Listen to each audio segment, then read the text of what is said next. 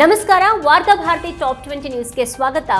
ಇವತ್ತಿನ ಪ್ರಮುಖ ಸುದ್ದಿಗಳ ಹೈಲೈಟ್ಸ್ ನಿಮಗಾಗಿ ಇಲ್ಲಿವೆ. ನಮ್ಮ ಮೆಟ್ರೋ ದರ ಏರಿಕೆ ವಿರೋಧಿಸಿ ಖಾಲಿ ಟ್ರಂಕ್ ಪ್ರತಿಭಟನೆ ಆಯೋಜಿಸಿದ್ದ ಬೆಂಗಳೂರು ದಕ್ಷಿಣ ಸಂಸದ ಹಾಗೂ ಭಾರತೀಯ ಜನತಾ ಯುವ ಮೋರ್ಚಾ ಅಧ್ಯಕ್ಷ ತೇಜಸ್ವಿ ಸೂರ್ಯ ಅವರನ್ನು ವಶಕ್ಕೆ ಪಡೆದ ಪೊಲೀಸರು. ಮೆಟ್ರೋ ಯೋಜನೆ ಕೇಂದ್ರದಿಂದ ಬೆಂಗಳೂರಿಗೆ 10%, ಅಹಮದಾಬಾದ್ಗೆ 20% ಅನುದಾನ. ಬೆಂಗಳೂರು ಮೆಟ್ರೋಗೆ 20% ಅನುದಾನ ಕೊಡಿಸಿ ತೇಜಸ್ವಿ ಸೂರ್ಯ ಸಾರ್ವಜನಿಕರ ಮೇಲೆ ಒತ್ತಡ ಕಡಿಮೆ ಮಾಡಲಿ ಎಂದ ಡಿಕೆ ಸುರೇಶ್.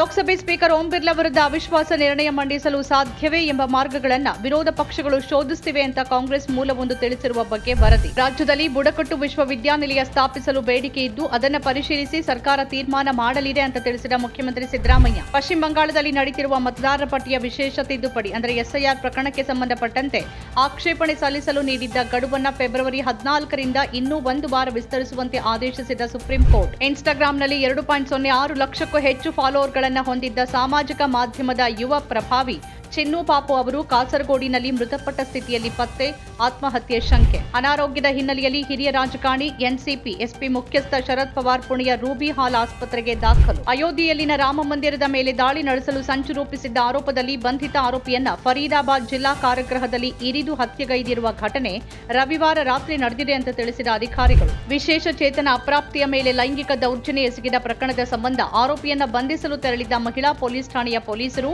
ವೇಶ್ಯಾವಾಟಿಕೆ ದಂಧೆಯನ್ನ ಪತ್ತೆ ಹಚ್ಚಿ ಜಾಲವನ್ನ ಭೇದಿಸುವಲ್ಲಿ ಯಶಸ್ವಿ.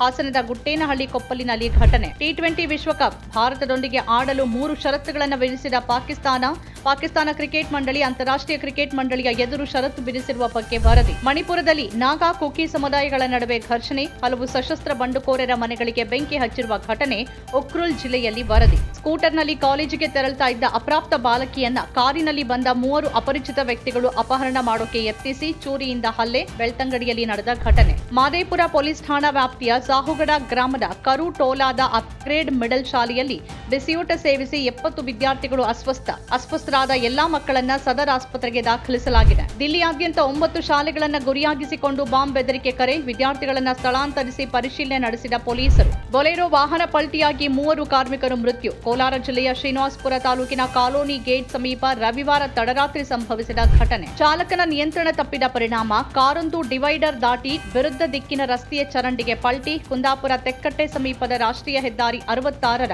ಕನ್ನೂಕೆರೆ ಎಂಬಲ್ಲಿ ಸಂಭವಿಸಿದ್ದು, ಕಾರಿನಲ್ಲಿ ಪ್ರಯಾಣ ಮಾಡುತ್ತಿದ್ದ 6 ಮಂದಿ ವಿದ್ಯಾರ್ಥಿಗಳು ಗಂಭೀರವಾಗಿ ಗಾಯ.